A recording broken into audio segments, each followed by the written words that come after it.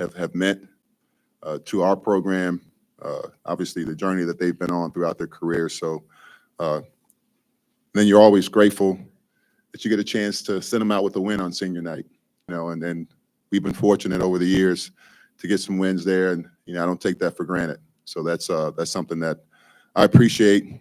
I thought watching film on Richmond, Coach Mooney and his staff have done an outstanding job. Their record doesn't indicate how hard they play, the toughness that they show. And sometimes, when you're not having success, that can bleed into the buy-in and the effort. And credit to him and his staff. They've done an outstanding job. Those guys battled their tails off today. I thought for our guys, my challenge to our guys is to continue to move the needle from a defensive standpoint. This was a very challenging prep with the way that Richmond runs offense. It's unique to anybody that we play, throughout the league. And our guys had to have a level of discipline and what I call defensive stamina throughout possessions, right? Because they can score early in the clock, or they can get you with a 3 or a layup with 2 or 3 seconds left on the shot clock. And I thought we made them work for what they got for the most part over the course of 50 minutes. Tonight wasn't, one of our more stellar offensive performances. I thought we struggled to find continuity in the first half, and we weren't in rhythm on anything that we did. I thought we got better in the second half, but we weren't making shots, and obviously you got to be able to make shots to be able to build the lead and sustain that. And so we found ways to put ourselves in position, both offensively and defensively, to have a chance. Big time plays down the stretch. Santos and Malachi and some of Zed's defensive possessions, really kind of saved the day for us to put us in position. And then our guys were able to make enough plays down the stretch, to be able to get the win. So proud of the effort. I think to me the silver lining is 2 games in a row we've shown more of an urgency to defend. And I think that's what it's going to take for us as we move closer to the end of the regular season and prepare for the postseason. You mentioned Nate's clutch play, the layup to tie the game. What can you say about his recognition of just knowing the clock? Yeah, I mean, just proud of him. Being a senior, that's what you want to see. Obviously, that was, timely, and we've had a couple of those, a handful of those probably this year. Those situations, you give up a dunk on the other end, 7 seconds left. I'm looking up and I'm thinking timeout. Right? How much time do we have? What can we execute? And so his presence of mind, his awareness to be able to drive the ball, number one, right, to try to get to the rim or get fouled in that situation. It's just very, very heady. So just really proud of him for being able to have the awareness and then be able to finish the play. You talk often about impacting winning. Can you just talk about Zed, not only from a defensive standpoint, but just energy and effort? Yeah.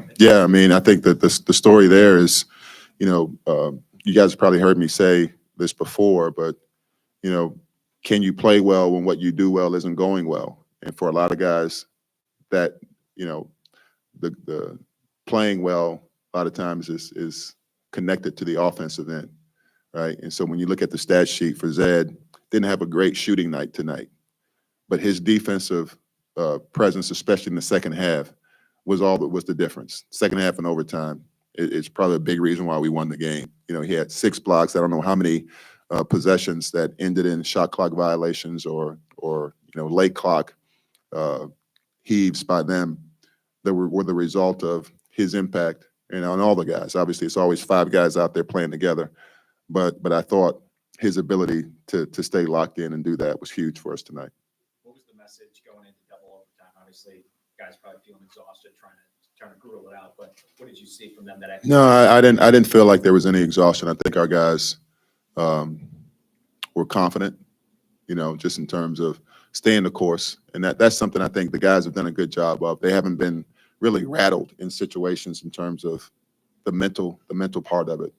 They've been resilient throughout the year in terms of understanding, what we've got to be able to do, whether it's down 3 with a minute to go, or up, just understanding the situations. Honestly, we had a couple of possessions when we were up that we probably could have handled better, just in terms of decision making and ball security and things like that. But yeah, I didn't feel like there was really any of a fatigue factor, so to speak. I don't know who played the most minutes for us tonight. We were able to kind of mix it up, but I thought the guys were pretty good. You see that big group of seniors, Malachi obviously could come back next year. Is it a daunting challenge knowing you're gonna have to rebuild this roster in the offseason? Yeah, I mean, if I put my thoughts there, I don't like I'm focused on trying to win the day and trying to get our guys as prepared as we can for the next one. That'll come in due time. Any updates on Isaac? How's he doing? He's doing good. He's just got to heal up. It's just a matter of time. We hope that the process continues to move forward with no setbacks for him. But it's just a matter of him, healing up, and he wants to get back as soon as possible. But I trust our medical staff that when he's ready to be back, he'll be back. The emotions of today and this game going double overtime, then you've got a quick turnaround with Tuesday night. How are you managing how to get these guys ready to get back to 100% by Tuesday? Yeah, I mean, I think for us, it feels like we're in that rhythm, that it's kind of the same, in terms of short preps, and the guys have responded well. What's the day? Saturday, we played on the road on Wednesday, right? And so you get back late at night, and really you have one day, day and a half, however you want to call it, to get prepared for this game. And I thought they did a great job of locking into the scouting report and understanding what we've got to do. So I don't think it'll be any different, And then obviously as you get ready for March for the tournament, you got even less time. So the ability to be resilient and locked in is going to be important down the stretch. How much stock are you putting into the fact that St. Louis and VCU, you've already played both of those teams once already, and so you have experience from a couple weeks ago to go back on? Yeah, I'm really not thinking about it. Every game's got a life of its own, So we'll get ready for St. Louis. It's the next one, right?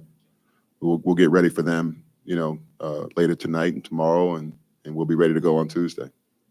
You talked about Santos right at the end of the first overtime where he had the wherewithal to see the clock. Now he also had a couple turnovers early in that period, and he kind of was able to brush them aside. Yeah, I mean, I thought. The one was a little.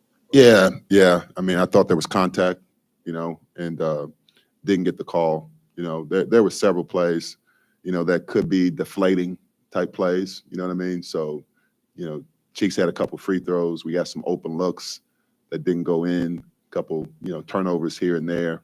But that next play mentality for our guys to be able to move on and continue to not let it bleed into what we had to do on the other end of the floor. That's a toughness. That's a competitive character that you got to have, especially this time of year. Anything else? All right. Appreciate it. Thank you. Yep.